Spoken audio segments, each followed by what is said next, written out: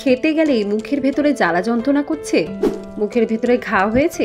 মুখের ভেতরে এই ধরনের ঘাকে বলা হয় মাউথ আলসার। ওষুধ না খেয়েও ঘরোয়া কিছু উপাদান দিয়ে আপনি আপনার মুখের আলসার ঠিক করতে পারেন। ঠোঁটের তলায় কিংবা জিভের নিচে ঘা হলে যন্ত্রণা শেষ থাকে না, কিছু খেতে গেলেই জ্বালা যন্ত্রণা শুরু হয়। মুখের ভেতরের ঘা সারাতে আপনি মধু ব্যবহার করতে পারেন। মধুতে প্রাকৃতিক অ্যান্টি ইনফ্লামেটরি অ্যান্ড অ্যান্টিব্যাকটেরিয়াল গুণ আছে। এটি ব্যথা কমাতে এবং দ্রুত ঘা শুকাতে সাহায্য করে। দিনে কয়েকবার ঘায়ের উপরে সরাসরি মধু লাগান, দেখবেন আস্তে আস্তে শুকিয়ে আসছে। এছাড়া ব্যবহার করতে পারেন হলুদ।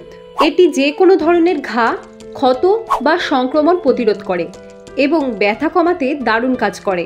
সামান্য গরম জল বা দুধের সঙ্গে 1 চিমটে হলুদ গুঁড়ো মিশিয়ে পেস্ট তৈরি করুন। এই পেস্টটি ঘায়ের উপরে 15 থেকে 20 মিনিট লাগিয়ে রেখে দিন, তারপর পরিষ্কার জল দিয়ে ধুয়ে ফেলুন। নারকেল তেল।